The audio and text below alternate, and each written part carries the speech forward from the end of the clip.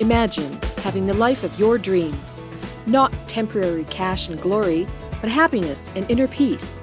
Explore new ways to be a creator and take your own journey into greatness. Is it possible? What does it take to make that happen? It takes the person known for extreme results. He's called the cage breaker and the ultimate catalyst. Coming back from the brink of death and now crushing it for himself and his clients, this is Your Ultimate Life Podcast with Kellen Flukiger. Today is another one of my favorite topics.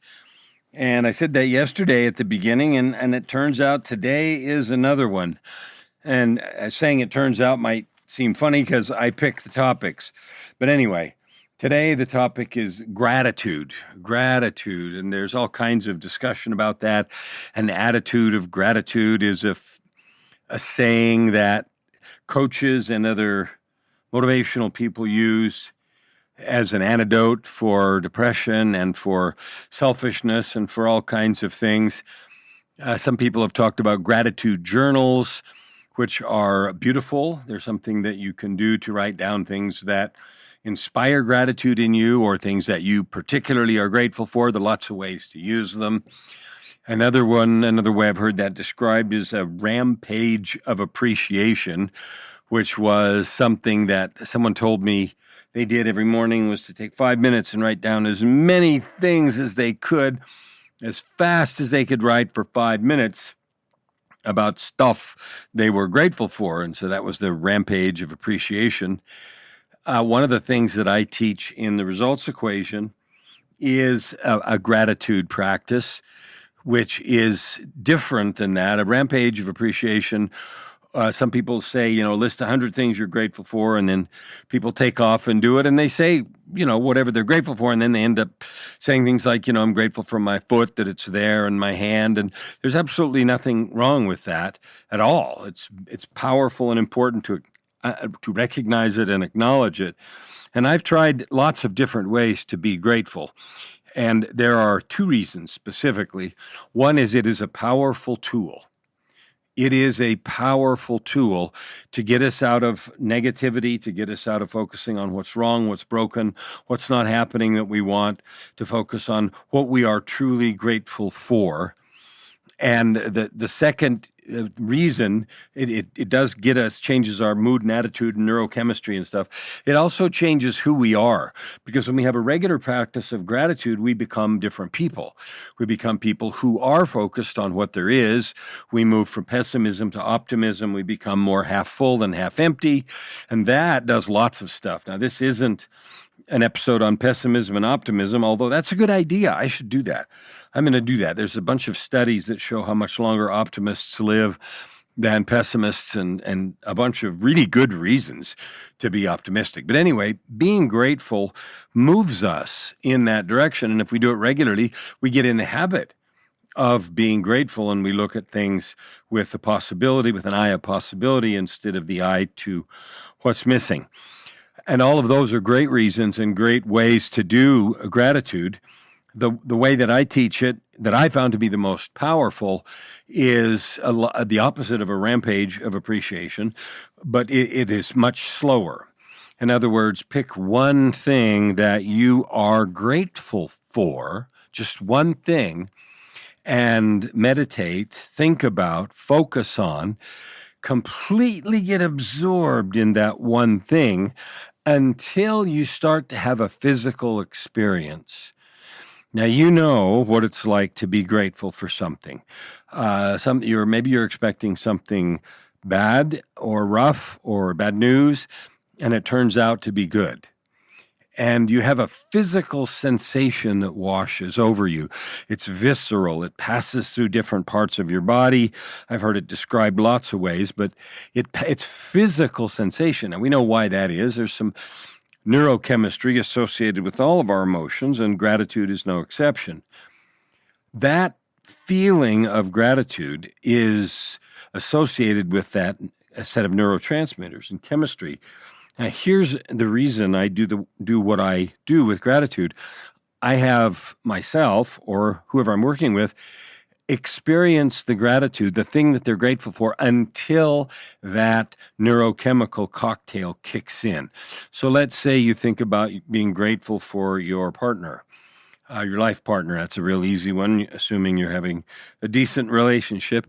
If you think about things for that partner or in that situation that are truly meaningful to you, and you focus on them and you roll them over in your mind and you meditate, you ponder, you think about them carefully and at length, what you find is pretty soon that neurochemistry happens and you start to experience the feelings of gratitude, the changes that take place. And for me, it's in my chest and in my stomach that it starts and it moves through my body. Doing that with 3 or 4 things every morning has had a much bigger impact on me than the number by doing a whole bunch of things that I'm grateful for. So I would suggest that to you as a way to get into a gratitude practice. Take one thing right now that you are truly grateful for. And in the middle of this worldwide health situation, it could be a lot of things. Could be related to that. It could be related to the fact that the economics haven't impacted you terribly, or that they did and you found a way out. Or it could be as simple as you didn't get sick, or that you got sick and got over it, or whatever it is. The key is to think about and sort of roll it around in your mind. Enjoy it, taste it, consider every aspect, every tentacle, every thought, every feeling. Why are you grateful? What does it do for you? What does it mean to you? What would happen if you didn't have it? And sort of, chew it carefully and in a very tasty way, and taste it, and continue doing that until that neurochemistry starts to happen in your body, and stay at it.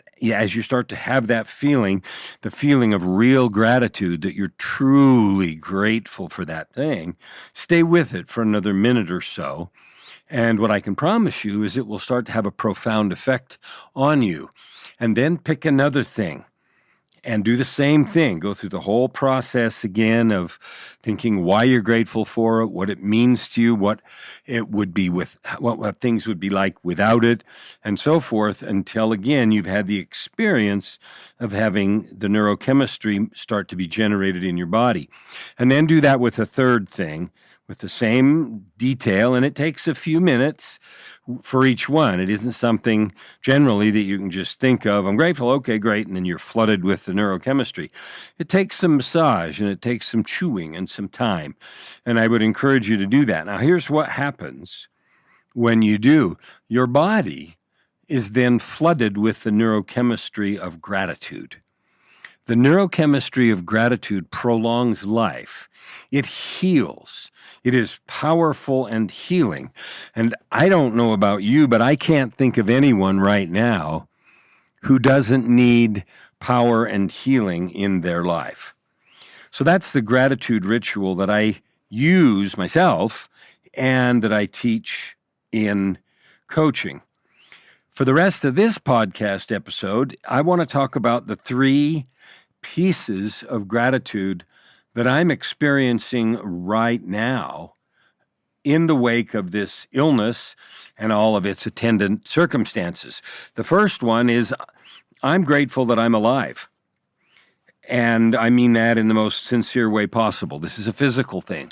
I could easily have been dead. I died in the hospital a couple of years ago in the summer of 2018.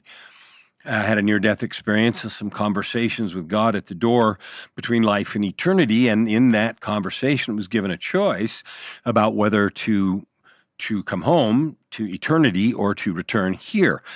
And I elected to return here because I wasn't finished with the work that I have. And this is a very brief detailing of it. If that sort of thing interests you, I wrote a book called Meeting God at the Door, and it's available on Amazon. But anyway, I'm physically wildly grateful that I'm here from that experience, and then moving on. Because of that, the infection that I had destroyed my lungs. It was a terrible bacterial pneumonia and a viral pneumonia. I had both at the same time, and the bacterial pneumonia had a very, very, very high mortality rate, 100% if you're not in hospital care, and only 60% mortality if you are in the hospital, and so forth. So it should have killed me, and in fact, as I described, did. And that put me in a super, super high risk category forever for future lung infections, respiratory infections, and so forth.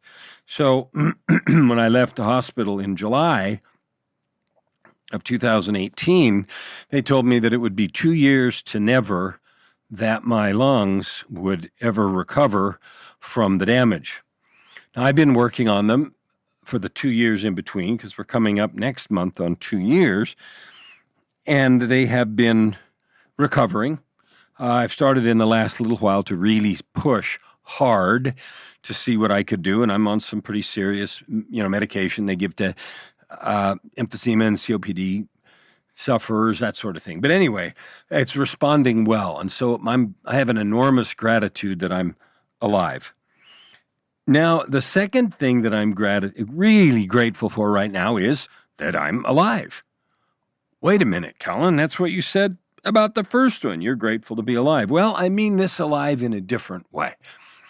The second gratitude, overwhelming gratitude that I have about being alive, I'm going to use the word alive to mean present. Because there's a lot of ways to get through the day. There's a lot of ways to get through these weeks in quarantine, and the possibility and prospects of coming out of quarantine now, and what's life going to look like, and what are we going to do, and what's going to be left, and what damage is it going to do, and how long is it going to take to, quote, recover. Well, I'm alive to and present to some real possibilities. Recovery is instantaneous. Recovery is in your mind. Recovery is when you decide you are okay. And by okay, I don't mean there aren't lingering physical or economic impacts to the recession or to COVID or to the economic shutdown or any of that. Of course there are. They're all over the place. But I had residual impact from my illness in the lungs. But I was okay. I was okay the minute I got out of the hospital, and I didn't know what the residual impacts were going to be, but it didn't matter because I was okay. And here we are 2 years on, and I'm still taking heavy-duty meds, and I'm exercising as hard as I can and pushing things to the limit till my wife worries sometimes because I'm a limit pusher, and I'm going after it really hard. But I am okay. And so when you come out of, if there is such a thing, coming out of this pandemic and this, this problem that we've had, recovery can be instantaneous. And so the second thing that I'm really grateful for is that I'm alive, and I don't mean physically breathing, but I mean alive and present to the possibilities. I'm present to the fact, and by present, I mean focused and aware and vibrant and, shaking almost, not really shaking in terms of a bad way, but trembling with excitement. And here's another reason, the last reason I'll give you about this trembling with excitement. I had a conversation this morning, a coaching call with a number of people, and each one of them agreed that there have been some really good things that have come out of this pandemic, and that one of them was mainly a refocusing on what we think is important, a choice that we now get to make to do on purpose some of the things that we said, oh, gee, I have all this time on my hands. I guess I'll, fill in the blank, read some extra books, make some extra phone calls, talk to people more, create deeper relationships. I'll do some of that stuff they've been meaning to do. All of that possibility is instantaneous. All of that recovery is instantaneous. It is instantaneous to make some changes and do things different as a result of what's happened. It is instantaneous to institutionalize those things for yourself right now. Okay, the final thing that I am feeling extremely grateful for, besides being alive physically and besides being present to the recovery possibilities that are instantaneous, is I'm grateful I'm alive. What? That's the third time you've said it. Yeah, I know. I did that on purpose. The three things I'm grateful for is I'm alive, I'm alive, I'm alive, right? And I would scream that at the top of my lungs. The first alive is living and breathing. The second alive is present to the fact that this problem has been a real blessing. Now, that doesn't mean there aren't people who haven't suffered or died, and people haven't been strained or stretched, and there aren't some ongoing consequences. Of course there are. But the recovery, the changes can be instantaneous and permanent. Now, the third thing that I'm alive to and excited about, and by alive I mean excited, is about the future. My determination has been to completely change the way that I do business, completely change how and who I coach, the people that I'm helping to create more power and beauty and love and product and prosperity and freedom and joy in their lives. And I am so excited and alive to the future that is coming, more than I was. I mean, I was already excited about my business. I already loved being a coach. I already loved helping people with their businesses and with their personal efforts and supporting them in any way to level up, to become, members of the next level society, whatever that was. I heard that on a motivational video I heard. You have a God-given right to be a member of the next level society.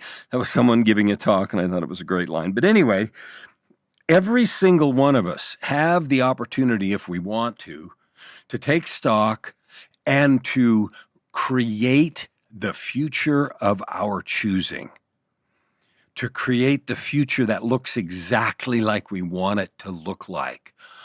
Wow, think about that. In your hands and in your heart, you have the opportunity, the possibility, and I would argue the responsibility to create the future and the life you want exactly as you want it. Now, if that prospect doesn't make you tremble with excitement and be alive to the possibility and the power that is in your hand, I don't know what would. So powerful, so good. And so my gratitude today is that I'm alive in all three of those different ways. And that is my thought today about the ultimate life. Why open your heart and this time around? Thank you for listening to today's episode. We hope that you take it deeply into your heart and decide for yourself how you can create anything you desire. If you like what you heard, please subscribe to this podcast and share it with your friends. As always, we'd love to hear your feedback and topic suggestions. Until tomorrow, this is Your Ultimate Life with host Kellen Flukiger. Stand with your heart in the sky.